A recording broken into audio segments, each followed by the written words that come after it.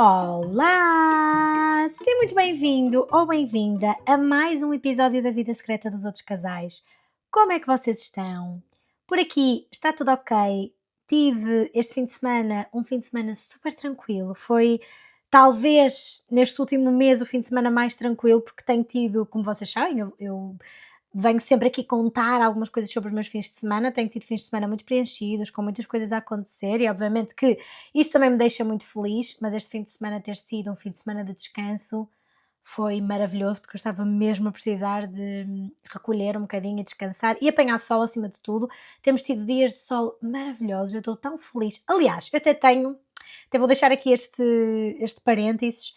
Tenho tido muita vontade de já trocar a roupa de inverno, tipo, quero mandar a minha roupa de inverno para debaixo da cama novamente. Eu tenho a roupa debaixo da cama, a de verão neste caso agora, e quero muito fazer a troca da roupa de inverno para a de verão. Faz sentido? Acham que já está na hora? Eu queria muito que já não fosse mais preciso a roupa de inverno, mas estou a tentar ser cautelosa neste sentido. Este sol está-me a fazer tão bem, estou mesmo. Ai, que bom, solinho, olhar pela janela e ver que está sol. E o sol tem um impacto muito grande também no nosso humor e na nossa disposição e no nosso bem-estar emocional também. Portanto, olhem, que bom que tem estado assim bom tempo. Tirando isto, não tenho mais nada para vos contar sobre a minha vida ou sobre o meu fim de semana. Por isso, vamos ao tema de hoje, que não veio de uma pergunta de um seguidor nem de um ouvinte, mas que é um tema que eu já tenho aqui na minha lista de temas para trazer para o podcast há algum tempo e que, honestamente, eu acho que não é. Nunca ouvi pessoas a falarem sobre isto e acho que é um tema muito importante. Enquadra-se dentro das relações, ainda que não vamos falar das relações amorosas ou das relações conjugais. Vamos falar sobre aquilo que acontece quando um casal amigo se separa. Mas não vamos falar do ponto de vista desse casal amigo, vamos falar do ponto de vista de quem está à volta do casal. Porque há aqui uma coisa que acontece muitas vezes, que é quando uma relação acaba, não acaba só para essas duas pessoas. A relação, na verdade, sofre uma espécie de efeito colateral que ninguém nomeia muito bem, que é o impacto que esse término tem também nos amigos em comum. E é sobre este tema que eu queria falar hoje, que acho que é importante, que é pouco falado e que nos vai trazer aqui reflexões muitíssimo importantes. Antes de começarmos, vamos começar, passa a redundância, com um disclaimer, que é esta lógica de que, claro que quando há uma separação, quando há um término de uma relação, esse término só diz respeito às duas pessoas e ninguém tem nada a ver com isso. Portanto, só diz respeito às duas pessoas que fazem parte da relação e é óbvio que nós aqui não estamos a glorificar que outras pessoas possam meter no meio de um casal, quando na verdade não é isso que eu quero dizer. Ainda assim, a verdade é que, por muito que nós possamos pensar que na separação só o casal é que sofre, e a verdade é que é o casal que sofre maioritariamente, né, porque a relação era do casal, como é óbvio, mas a verdade é que os amigos não são só observadores externos desta relação e muitos destes amigos estavam envolvidos indiretamente, obviamente não estavam envolvidos diretamente, mas indiretamente na dinâmica do casal. E portanto, o que eu vos quero trazer, a perspectiva que eu vos quero trazer é esta lógica de que muitas vezes os amigos não são neutros e também passam por uma série de reorganizações e de desafios e também de algum sofrimento relacionado com a separação de um casal que lhes é próximo de alguma forma, ok? Porque por muito que na teoria seja muito fácil dizer que quem se separa é o casal e mais ninguém tem nada a ver com isso, a verdade é que na prática não é isso que acontece. E espero que neste episódio não o interpretem mal e por isso é que também quero deixar aqui este disclaimer de que, obviamente, que quem mais sofre no término de uma relação são as duas pessoas que faziam parte dessa mesma relação. Ainda assim, vamos falar sobre as outras pessoas que estão à volta. Posto isto, comecemos pelo início. Uma das primeiras coisas que costuma aparecer quando um casal amigo se separa é a culpa. Culpa por continuar próximo de ambos, culpa por estar com um e não estar com o outro, culpa por ouvir uma versão dos acontecimentos e depois ir jantar com outra pessoa uns dias depois. E esta culpa, deixem-me dizer-vos, não é só por nós sermos muito sensíveis. Esta culpa até faz algum sentido à luz daquilo que nós sabemos sobre as relações. Porque as relações humanas e as relações de amizade, acima de tudo, não são só feitas de apoio, elas também são feitas de obrigações e de expectativas e de responsabilidades. Se calhar obrigações não diria que é a melhor palavra, mas acho que perceberam o que quero dizer com isto. As relações de amizade não são só feitas de apoio no sentido de estou aqui para ti e ouço-te quando tu precisas. Também são feitas daquilo que se espera de nós enquanto amigos e de responsabilidades morais, que muitas vezes englobam a lealdade, a honestidade, o que faz com que muitas vezes nós, enquanto amigos, por sabermos exatamente que uma amizade pressupõe estas responsabilidades morais, muitas vezes nós temos um medo de parecer traidores ou traidoras. Não necessariamente porque nós o somos, não é? Mas porque a verdade é que a própria situação parece quase uma espécie de prova de fidelidade. Quando nós temos um casal que é nosso amigo e que nós gostamos muito de ambos os membros do casal, que termina a sua relação, isto gera em nós um estado de culpa e de hipervigilância no que diz respeito a esta fidelidade e a esta lealdade muito grande. E quem já passou por isto sabe exatamente daquilo que eu estou a falar. Nós começamos a pensar demasiado no que dizemos, no que publicamos, no que contamos, com quem é que vamos estar, como é que esta fotografia vai ser interpretada pelo outro que não está neste jantar, como é que esta publicação nas redes sociais vai ser sentida se eu fizer assim assado. Nós passamos a monitorizar de uma forma constante e até de uma forma que desgasta todos os nossos passos no que diz respeito a esta amizade e a estas relações. Porque a posição que nós ocupamos e a qualidade dos laços que nós temos está posta em causa a partir do momento que o casal termina. E é sobre isto que muitas pessoas não falam, que é o impacto que o término de uma relação tem também nas relações de amizade, quando essas relações de amizade são partilhadas pelo ex-casal, no caso. Portanto, quando as duas pessoas do casal que terminou partilham os mesmos amigos. E isto é muito importante, nós estamos a falar sobre isto. Portanto, aquilo que está em cima da mesa é como é que nós podemos agir e que impactos é que isto tem para o grupo, no caso de ser um grupo, ou as pessoas individuais que são amigas de ambos os membros do casal. Uma das coisas que acontece muitas vezes e que eu acho que não faz sentido glorificar, mas que muitas vezes acontece, é esta ideia de que nós somos o confidente das duas pessoas que terminaram. E porquê é que eu acho que não faz sentido glorificar esta ideia? Porque isto traz um cansaço emocional enorme. Eu sei que à primeira vista isto até nos faz sentir felizes porque é um sinal de proximidade, é um sinal que ambos confiam em mim, ambos se sentem à vontade comigo, sou importante para os dois, tudo certo em relação a isso e até pode haver muita verdade nisto. Mas ser confidente de um casal que termina não é uma posição neutra, nem é uma posição leve, nem deve ser glorificada. Porque muitas vezes, esta era uma das ideias, uma das grandes ideias que vos quero trazer, ficar no meio de um término de uma relação pode transformar-se numa forma de triangulação. E o que é que significa a triangulação? A triangulação é o processo que acontece quando duas pessoas em conflito envolvem uma terceira pessoa para regular o conflito ou a tensão entre elas, ou até para ter validação de um determinado tópico ou desviar o foco do conflito.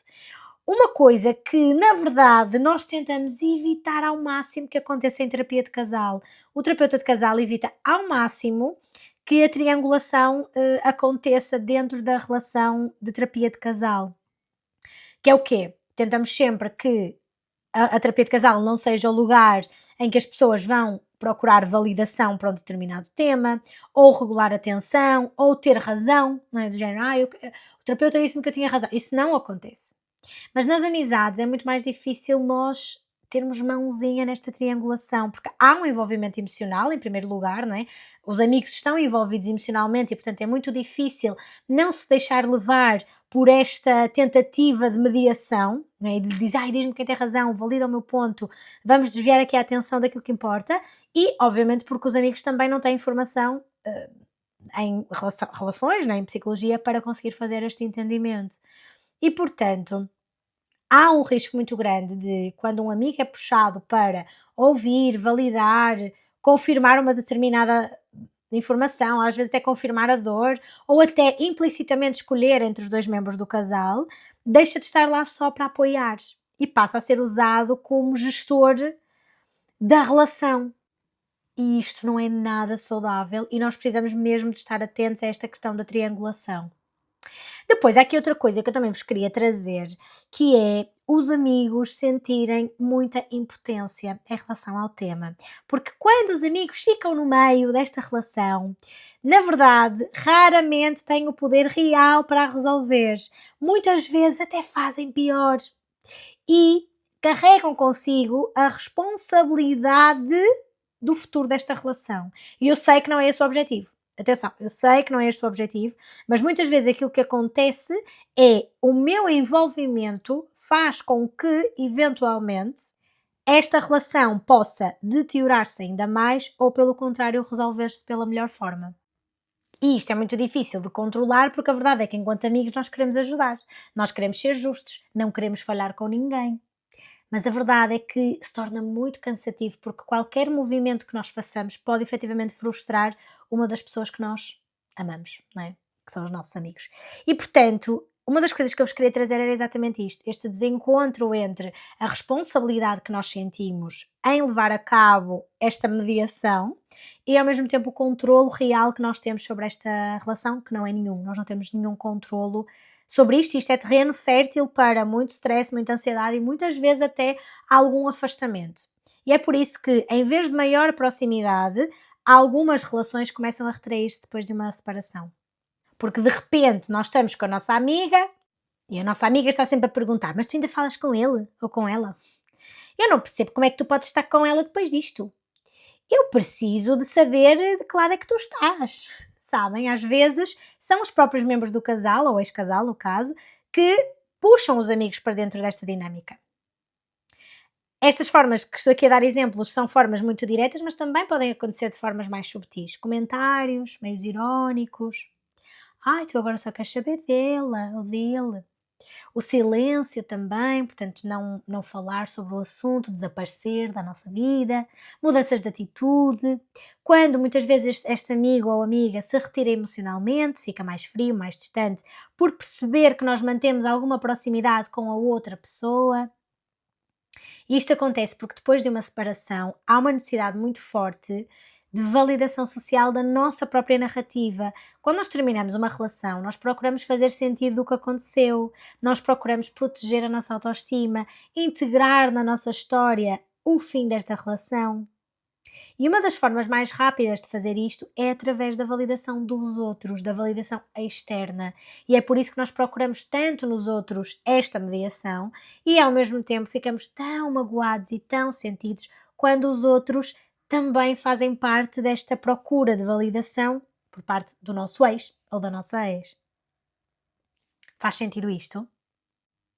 Outra coisa que vos queria trazer é a questão do grupo, porque muitas vezes, eu estou aqui a falar numa perspectiva individual, mas muitas vezes acontece também que quando um casal amigo se separa e fazia parte de um grupo, há quase uma reação automática da reorganização dos amigos em blocos também. Não sei se vocês sentem isto, mas é quase como se a separação do casal criasse uma espécie de duas equipas.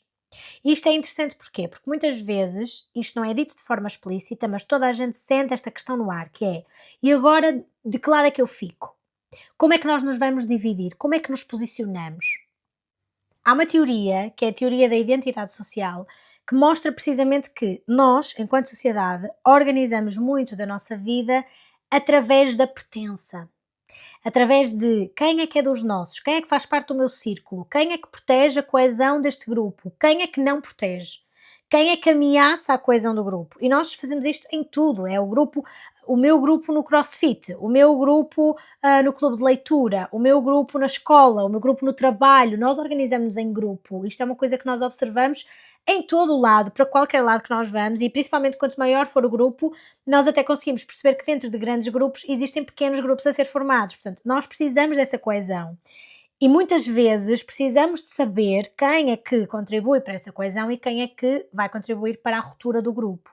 Quando um casal se separa, aquilo que era um grupo coeso deixa de ser um grupo coeso. E o grupo à volta, portanto, as pessoas que ficam, eu estou a dizer grupo imensas vezes, as pessoas que ficam à volta tendem a sentir a necessidade de redefinir estas fronteiras, no fundo, para restaurar a previsibilidade que se pressupõe que seja muito importante para o grupo, num ponto de vista se calhar um bocadinho mais inconsciente, mas que ainda assim existe.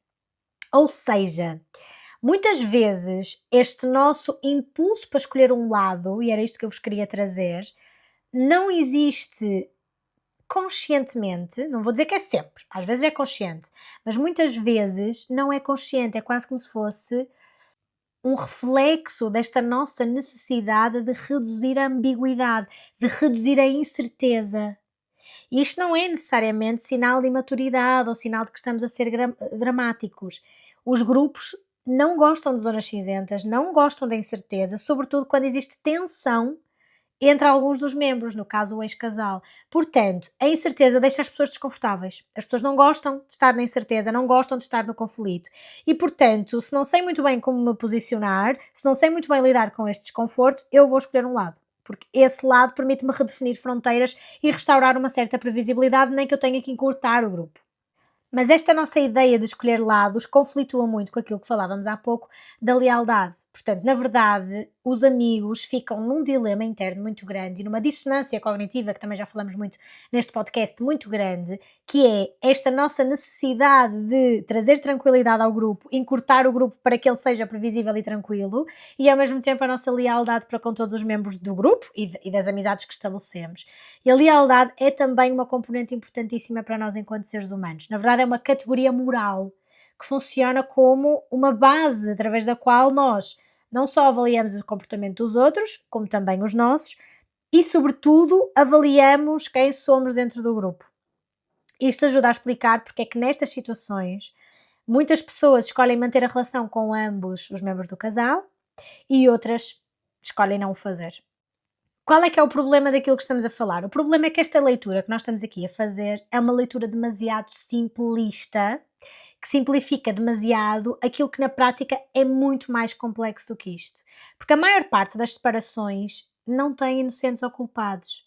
A maior parte das separações traz dor e sofrimento e feridas para todas as pessoas envolvidas, aqui no caso, para ambos os membros do casal. Traz dor, traz diferentes versões de sofrimento, necessidades de validação por ambas as pessoas, feridas, tentativas de proteger a própria narrativa, tentativas de proteger a autoestima e muitas vezes até comportamentos menos bonitos e menos saudáveis de ambos os lados. Não é tão linear quanto, ai, tu foste a santinha e tu foste o safado. Isso não, nem sempre acontece desta forma e, portanto, quando os amigos sentem que precisam de decidir muito rápido quem merece mais atenção, quem merece mais apoio, mais presença, quem merece mais de nós, correm o risco de serem injustos, porque na vida real nem sempre há um vilão, ou na verdade até se calhar há 2 vilões e 2 princesas da Disney. E a verdade é que o sofrimento não é assim tão simples. Portanto, nós sermos precipitados na forma como nos posicionamos empobrece também muito a compreensão que nós fazemos do que aconteceu e, na verdade, intensifica ainda mais o conflito entre o casal, que este também é um outro ponto que eu vos queria trazer. Há estudos que mostram que a percepção das pessoas que nós temos à nossa volta em relação ao término está associada a maior ou menor conflito pós-término ou pós-divórcio, se for o caso de um divórcio. Ou seja, quando a nossa rede social, quando a nossa rede de apoio se torna um palco de julgamento, se torna um palco de validação de todas as coisas que nós dizemos que o outro errou e que o outro fez e que o outro não sei o que é, ela deixa de ser só uma rede de suporte e passa a funcionar como combustível para esta guerra entre as 2 pessoas também. E isto é muito importante de, enquanto amigos, estarmos atentos no que diz respeito a um ex-casal que temos na nossa vida e de quem gostamos muito. Porque nós achamos que os amigos estão fora da separação, mas a verdade é que os amigos fazem parte do ecossistema desta separação. Uma relação é uma dinâmica em movimento que se relaciona com outras dinâmicas em movimento a acontecer. Os amigos, a família, tudo isso. Portanto, isto para dizer que a separação tem efeitos no grupo e o grupo tem efeitos na separação, sim. Isto é mesmo importante e era exatamente aqui que eu queria chegar. A separação altera atitudes por parte das pessoas do grupo, altera os vínculos, altera os afetos, altera os padrões relacionais à volta do casal, altera o padrão do casal também. Portanto, tudo isto se contagia mutuamente. Faz-vos sentido? Isto não quer dizer que as relações agora contagiem no sentido que agora todos terminam com todos e deixam todos de ser amigos. Não é isso que quer dizer. Quer dizer que as relações íntimas vivem dentro de sistemas sociais, e quando um desses sistemas muda, todos os outros sistemas também se reorganizam. Por isso é que nós sentimos esta sensação de que alguma coisa mudou. Mesmo que nós, com muita força, isto também acontece muito, né? Com muita força eu quero que não mude, porque este grupo é tão fixe, e porque nós nos damos tão bem, e porque vamos de férias juntos, e porque saímos sempre, e porque é tão maravilhoso, e eu não quero que isto mude, mas a verdade é que se há uma dinâmica dentro do grupo que mudou, isto também é válido para outro tipo de zangas e de términos. Há pessoas que se zangam com amizades dentro de um grupo, e isso faz com que todas as outras relações à volta também se tenham que reorganizar e movimentar, porque as relações são rodas em movimento, são sistemas em movimento. E, portanto, o maior erro é nós concluirmos que esta reorganização não vai acontecer, porque vai acontecer, vai ter que acontecer. Voltando um bocadinho atrás, voltando para aquilo que falávamos sobre escolher ou não escolher um lado, muitas vezes nós achamos que estamos a escolher um lado porque somos éticos, porque somos honestos, porque somos leais à nossa amiga, e porque eu me dou melhor contigo e vou estar sempre do teu lado, ou porque tu estás a sofrer mais, ou porque ele é que errou, enfim. Mas a verdade é que nós, muito mais do que estarmos a ser éticos, estamos a ser defensivos. Ou seja, talvez este posicionamento venha mais de um lugar de dificuldade em lidar com a complexidade das relações, dificuldade em lidar com o sofrimento que nós também estamos a sentir, em menor escala, obviamente, do que propriamente sobre termos sido muito refletivos na forma como vamos apoiar um ou outro amigo dentro do grupo ou dentro da relação. Ou seja, o que eu quero dizer é, muitas vezes definir alianças dentro de um grupo é muito mais uma forma de fazer a regulação emocional do grupo e individual do que propriamente sermos muito uma expressão de maturidade, né? Ou seja, sermos muito maduros, muito resolvidos. Muitas vezes não é porque somos éticos, é porque estamos a defender-nos da dúvida, da incerteza, da culpa que podemos sentir. Portanto, é para nos protegermos também do difícil que é fazer um malabarismo entre duas pessoas que nós amamos. Isto faz sentido também. E este é que é o meu ponto, que é ser leal a uma amiga ou a um amigo não significa nós adotarmos automaticamente a sua versão dos factos, ok? Não significa nós cortarmos a outra pessoa da nossa vida, não significa nós oferecermos uma prova social permanente da nossa fidelidade.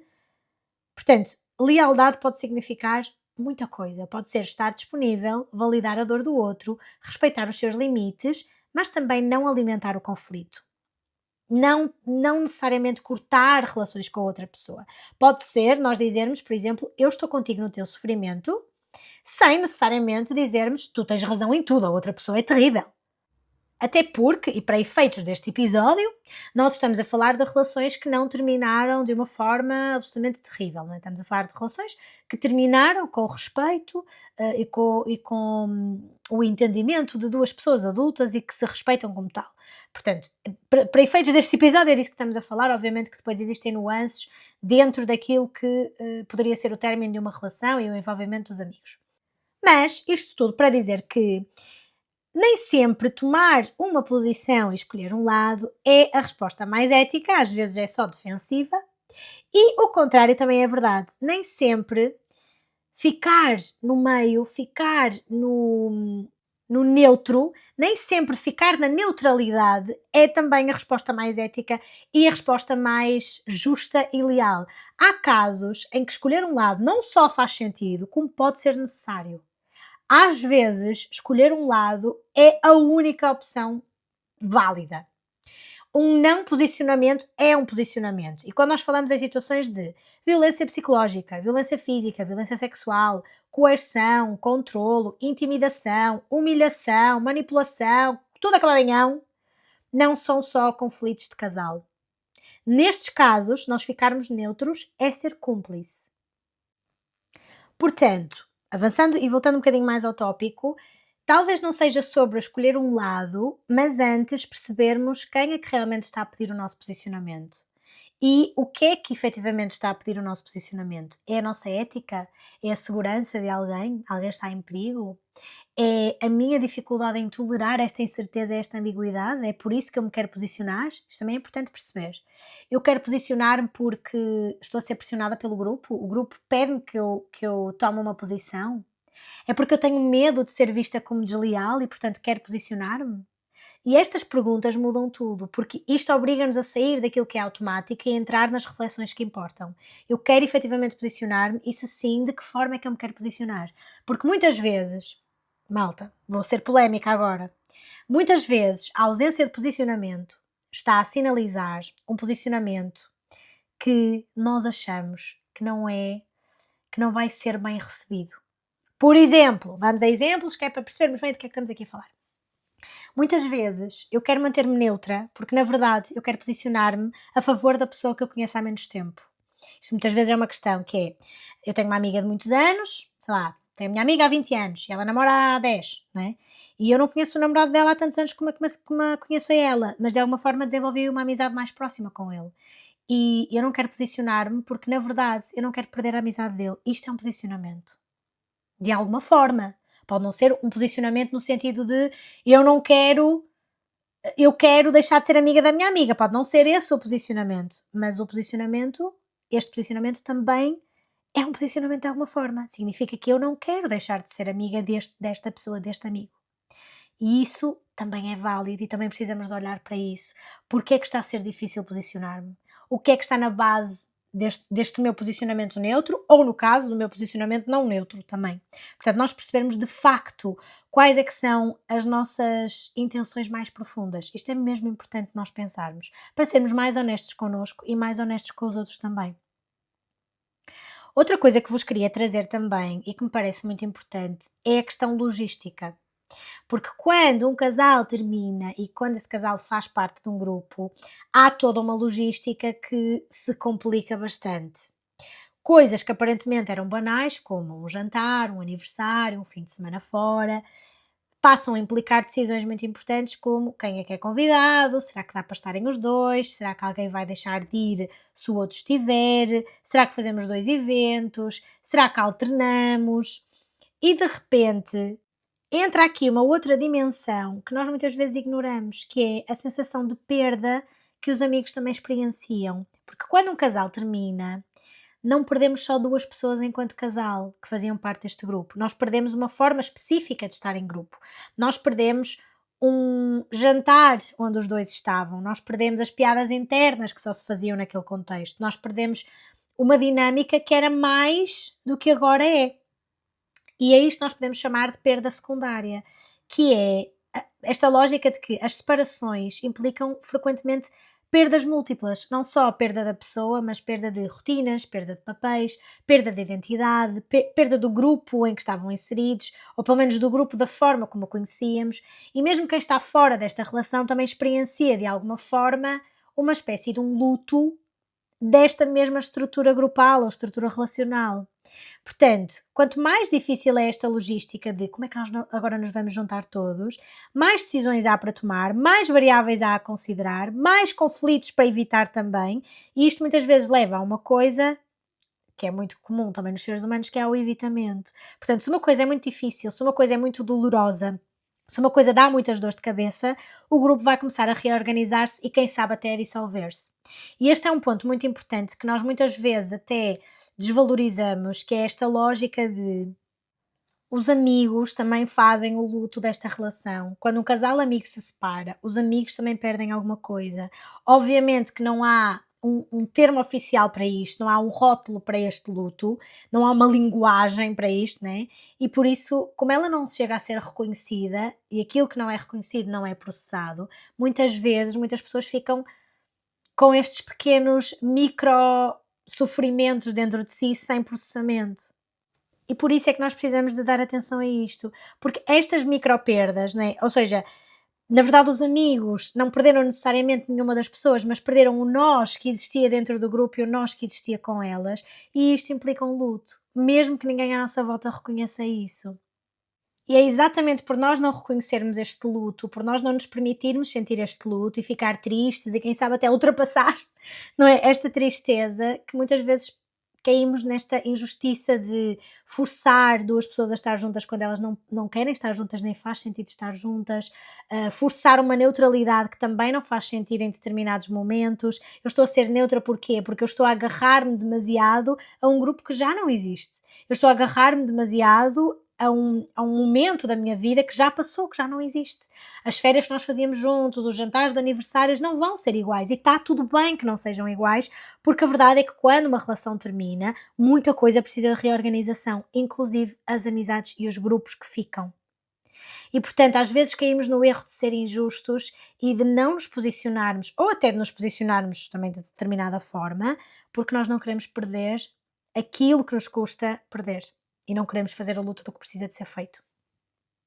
Posto isto, e o que me parece mesmo importante é que nós façamos aqui uma curadoria dos limites que são saudáveis, porque sem limites, este lugar em que estamos torna-se insustentável para nós e, obviamente, para o grupo de pessoas que dele fazem parte. E é curioso, porque quando nós falamos de limites em amizade, muitas pessoas ainda não percebem muito bem o que é isto de impor limites na amizade, porque muitas vezes associam a frieza, associam a afastamento, associam a ser egoísta, mas a verdade é que impor limites nas amizades é tão importante como impor limites em qualquer outra relação e, na verdade, não é o oposto de cuidar de alguém que amamos. Pelo contrário, é até um sinónimo de cuidar da relação e de mostrar que amamos aquela pessoa ao ponto de não a querer perder. Portanto, em contextos como este, impor limites é precisamente o que permite que a relação continue a existir de forma saudável. E os limites funcionam muitas vezes como ferramentas importantíssimas de sustentação da amizade. Sem os limites, as amizades muitas vezes perdem-se e deixam de fazer sentido. Então, de que limites é que estamos a falar? Estamos a falar de limites de posicionamento, portanto, este direito de escolher um lado, sabendo os riscos, obviamente, de escolher um lado, e também o direito de não escolher, sabendo, obviamente, os riscos de não o escolher, porque nós sabemos que muitas vezes ser neutro é um posicionamento, ser neutro é escolher um lado, portanto, nós sabemos os riscos de não escolher e de escolher, e portanto sermos adultos o suficiente para assumir a nossa decisão, está tudo certo com qualquer uma das coisas que eu escolha e preciso de ser adulto para perceber que um término implica muita coisa, não só relacionada com o casal, mas também com aquilo que está à volta e, portanto, assumir essa nossa responsabilidade nas decisões que tomamos. E obviamente que isto pode parecer muito simples na teoria, mas na prática é muito difícil, eu sei que é muito difícil, porque temos que tolerar a frustração, fazer o luto do posicionamento que não fizemos ou da pessoa que perdemos, se for o caso, porque às vezes até queremos ser neutros e acabamos por perder alguém na mesma, não é? Portanto, muitas vezes temos que também fazer esta gestão de que nos acusem de falta de lealdade ou de falta de honestidade, perceber que possa até existir algum afastamento e que está tudo certo em relação a isso também. Portanto, sermos adultos para perceber que nenhuma relação é fácil e que todas as relações, enquanto dinâmicas em movimento, são extremamente complexas e sermos adultos o suficiente para perceber que todas as nossas decisões têm consequências no outro e vão fazer sofrer o outro e a do outro também nos farão sofrer a nós. Pronto, é sermos empáticos o suficiente também para perceber aquilo que vai na mente do outro também. Mas isto tudo para dizer que limites de posicionamento são muito importantes porque, no fundo, também expressam as nossas necessidades, expressam os nossos limites e, obviamente, que quando nós estamos de consciência tranquila naquilo que é o nosso posicionamento, nós também melhoramos a qualidade das nossas relações, ok? Segunda coisa que vos queria trazer é limites de conteúdo, ou seja, nós, obviamente, que podemos posicionar-nos, não é? E um não posicionamento muitas vezes é um posicionamento, mas também podemos impor limites no conteúdo. No caso de nós efetivamente conseguirmos uma neutralidade, isso seria realmente o ideal, não é? Nós, se conseguirmos uma neutralidade, não ficar zangado com ninguém, manter as duas pessoas na nossa vida, nós podemos fazer esta coisa de limites de conteúdo, que é nem tudo aquilo que o outro precisa de nos dizer, nós precisamos de ouvir. Este é um ponto muito importante, porque a verdade é que quando alguém está magoado, precisa muito de falar sobre o tema, precisa de desabafar, precisa de organizar a sua narrativa, e isso é perfeitamente legítimo e importante, acima de tudo, deixem-me fazer aqui este parênteses, super importante, mas isso não significa que tu tenhas que ser o espaço onde isso acontece. Sobretudo quando esse conteúdo nos faz sentir desconfortáveis ou nos obriga a gerir a informação que interfere com a relação que temos com a outra pessoa, no caso o outro amigo que nós queremos manter. Portanto, impor limites em relação a isto é muito importante, sei lá, dizer, olha, eu quero estar aqui para ti, mas eu não me sinto confortável em falar sobre a outra pessoa, ou esse tema, prefiro não entrar em detalhes sobre esse tema, se puderes desabafar sobre o Miguel ou a Maria ou a Joana com outra pessoa, eu preferia que o fizesses, portanto, no fundo, proteger proteger-te do tipo de conteúdo a que estás exposta. Nós sabemos que estes limites de conteúdo também têm consequências e somos adultos o suficiente para arcar com essas mesmas consequências. Porque a verdade é que eu, colocando estes limites de conteúdo, posso de alguma forma também estar a afastar o outro, porque o outro vai ter que procurar outro ombro amigo, outra pessoa com quem desabafar e organizar a sua narrativa. Portanto, nós sabemos que isso também trará consequências e posso dizer-vos também de experiência pessoal que eu já tive que fazer isto 2 vezes na minha vida e foi uma decisão super consciente e super ponderada. Portanto, eu disse esta a exata frase que vos disse agora, que é: "Olha, eu quero falar contigo sobre tudo o que tu precisares, mas eu não quero falar contigo sobre essa pessoa. E não posso falar contigo sobre essa pessoa". Eu tive que dizer isto e foi muito bem recebido na altura, portanto, a pessoa percebeu obviamente o meu posicionamento e percebeu que fazia todo o sentido para mim posicionar-me dessa forma e colocar este limite de conteúdo, mas a verdade é que com o passar do tempo esta pessoa deixou de me procurar para falar sobre outras coisas também, não é? Como seria de esperado, como seria de esperar e como eu compreendo também. Portanto, este é um limite que também podemos impor, obviamente sabendo as consequências do mesmo. E um terceiro limite é limites nos papéis que nós ocupamos. Este talvez seja um dos limites mais importantes, que é esta lógica de que nós não devemos assumir papéis que não são nossos. Nós não somos mediadores, nós não somos terapeutas de casal, nós não somos mensageiros, nós não somos nada disto. Isto parece óbvio, mas não é assim tão óbvio. Portanto, entrar nestas lógicas de podes dizer-lhe isto, podes dizer-lhe aquilo, o que é que ela disse, o que é que ele disse, será que ele ainda pensa em mim, o que é que tu sabes sobre isto? Isto é claramente um limite que nós não podemos deixar ser ultrapassado. Portanto, limite no papel que tu ocupas. Não és uma intermediária do conflito.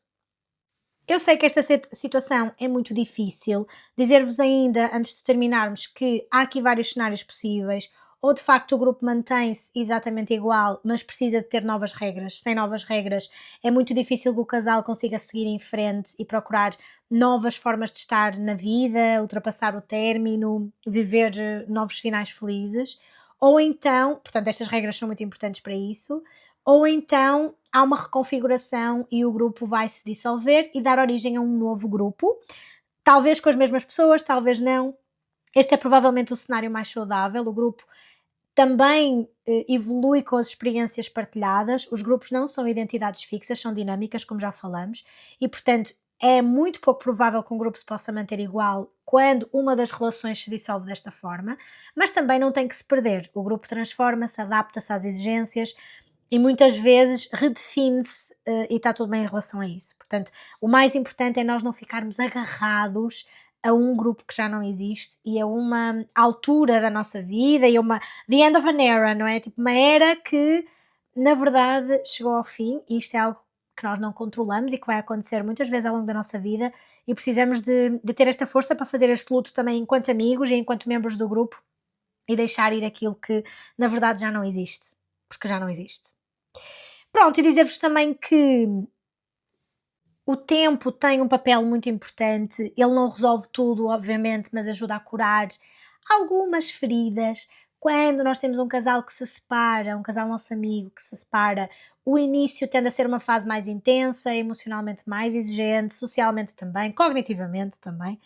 Portanto, há mais ativação, mais necessidade dos amigos, mais procura de validação também, muita mais sensibilidade aos comportamentos dos outros, mas com o tempo ou com aquilo que se faz com ele, porque o tempo também não atua sozinho, não é? Atua em interação com o que fazemos com ele, mas com esse tempo e com aquilo que fazemos com ele, há uma tendência natural para nos regularmos emocionalmente e para o distanciamento cognitivo, que também é importante para olharmos para as situações de uma forma muito mais racional. Portanto, antes de terminarmos, deixo-te com uma reflexão que é, se estás a passar por isto, lembra-te que a neutralidade nem sempre existe. Lembra-te que há lutos que precisamos de fazer e procura perceber de facto porque é que te estás a posicionar da forma que estás e se essa razão vai ao encontro da pessoa que tu és ou da pessoa que tu queres ser. Neste contexto, claro. E pronto, malta, é isto que tenho para vocês hoje. É um episódio duro e diferente porque acho que é muito fácil nós falarmos do ponto de vista teórico de que é tudo muito lindo e que somos todos muito adultos e portanto ultrapassamos tudo e podemos todos ficar amigos depois de um término, mas a verdade é que na vida real e com a maturidade nós percebemos que a vida real não é assim que funciona, na vida real. Portanto, trouxe-vos um episódio mais vida real e quero muito saber o que vocês acharam sobre isto, portanto digam-me nos comentários, vou gostar muito de ler. Já sabem que me podem enviar as vossas histórias, dúvidas, confissões, inquietações, tudo o que quiserem para o link que eu deixo na descrição do podcast e na descrição do episódio. E não se esqueçam de me seguir, obviamente, aqui e lá no Instagram, @inasbel.pt. Até para a semana, malta. Obrigada por me ouvirem e beijinhos!